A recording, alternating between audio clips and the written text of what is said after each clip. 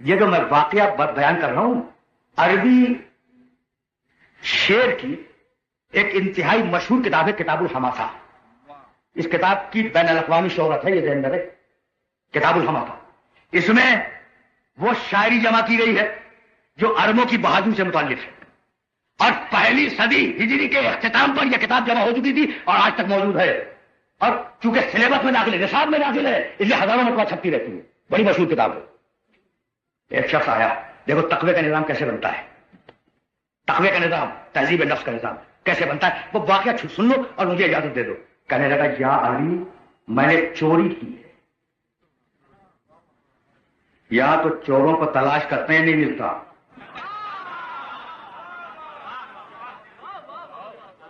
چوروں کو, تخریب کاروں کو, دہشت گردوں کو تلاش کے باوجود نہیں پکڑ پاتے نا. کیوں؟ اس لیے کہ تہذیب نفس کا نظام نہیں ہے. ورنہ اگر علی کی حکومت ہو تو چور آ کے خود کہے کہ یا علی میں نے چوری کی ہے, اور یا علی سنو, یہ جو میں اعتراف کر رہا ہوں نا, اعتراف جو کر رہا ہوں, تو خوف یہ نہیں ہے کہ جس کا مال چورایا ہے وہ خبردار ہو گیا ہے, اس کو تو ابھی خبر بھی نہیں. یہ کمال دیکھو, یہ کمال دیکھو. یا علی میں نے چوری کی ہے. کہا پھر؟ کہا علی مجھے سزا دو, علی مجھے سزا دو. کہا چوری کی سزا جانتا ہے؟ کہا علی جانتا ہوں. انگلیاں کاٹو گے؟ کہا کہ ہاں. ہاتھ کاٹا جسے محاورے میں کہتے ہیں, ٹھیک ہے. کہا کہ ہاں مجھے معلوم ہے کہ تم ہاتھ کاٹو گے. کہا تیار ہے؟ کہا تیار ہوں. کہا بلاؤ اس شخص کو, بلاؤ جو حدود کو نافذ کرتا ہے. وہ آیا اور علی کے سامنے اس نے اس کی انگلیاں کاٹ دی. ہو گئی نا سزا, سزا ہو گئی. اب اس نے انگلیاں سمیٹنے چلا اور باہر نکل کے کہنے لگا سنو رک جاؤ, مدینے والوں, کوفے والوں رک جاؤ. واقعے میں تذکرہ نہیں ہے کہ مدینے کا واقعہ ہے یا کوفے کا. رک جاؤ رک جاؤ, میرے مولا علی کے فضائل سنو. اچھا ابھی ہاتھ کٹوا کے آ رہا ہے, ابھی ہاتھ کٹوا کے آ رہا ہے, کٹی ہوئی انگلیاں ہاتھ میں. کہتا ہے شہر والوں رک جاؤ, میرے مولا کے فضائل سنو. کسی دل جلے نے کہا کہ ہاتھ کاٹ دیا علی نے اور اب بھی فضائل سے بعد نہیں آتا. کہا گردن بھی کٹ جائے, فضائل سے بعد نہیں آؤں گا.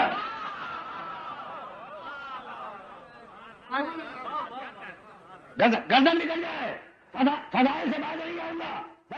کہنے لگا ہاتھ کٹوانے کے بعد کون سا فضیلت کا رخ نکل آیا؟ کہنے لگا یہی تو فضیلت کا رخ نکلا ہے. اگر دشمن کا ہاتھ کاٹ دیتے, اگر علی دشمن کا ہاتھ کاٹ دیتے تو میں سمجھتا کہ قانون پہ عمل کر لیا ہے. ٹھیک ہے, میں تو دوست ہوں, علانیہ دوست ہوں. جب دوست کو نہ بخشا,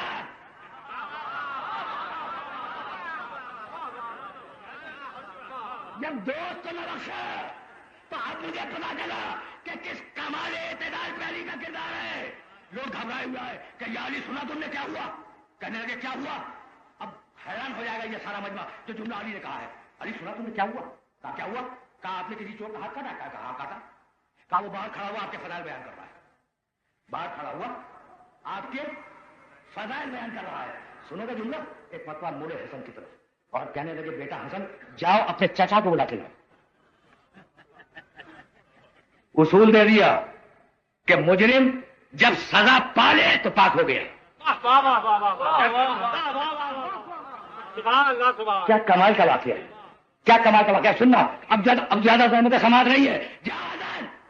اچھا وہ جس نے چوری کی تھی غلام حبشی تھا, غلام حبشی کالا افریقی. چچا کو بلا کے لاؤ. رنگ و نسل کی بنیادیں ڈالی, رنگ و نسل کی بنیادیں ڈالی. یہ ہے تقوی کا نظام, یہ ہے تزکیے کا نظام, یہ ہے تہذیب نفس کا نظام. وہ آیا اپنی کٹی ہوئی انگلیاں لیے ہوئے, وہ اپنی کٹی ہوئی انگلیاں لیے ہوئے آیا. کہا بیٹھ جا, بھرا ہوا مجمع ہے. سننا بس یہ آخری جملے ہے, بھرا ہوا مجمع ہے. اس بھرے ہوئے مجمع میں ایک مرتبہ علی نے کسی کو اشارہ کیا اور کہا یہ انگلیاں جو کٹی ہوئی ہے نا, انہیں جہاں سے کٹی ہیں وہاں رکھو, وہاں رکھو. وہ کٹی ہوئی انگلیاں اس جگہ پہ رکھی گئی جہاں سے کٹی تھی. اور ایک مرتبہ علی نے نماز شروع کی, 2 رکعت نماز. اللہ اکبر. ابھی علی کی نماز تمام نہیں ہوئی تھی کہ وہ انگلیاں جوڑ گئی. سننا کچھ دیر کے لیے کٹی, کچھ دیر کے لیے کٹی, ہمیشہ کے لیے جڑ گئی. تو علی کے چاہنے والوں کا سامنے آ گیا کہ اگر سزا ملے گی تو وقتی ہوگی، جزا ملے گی تو ہمیشہ ہوگی.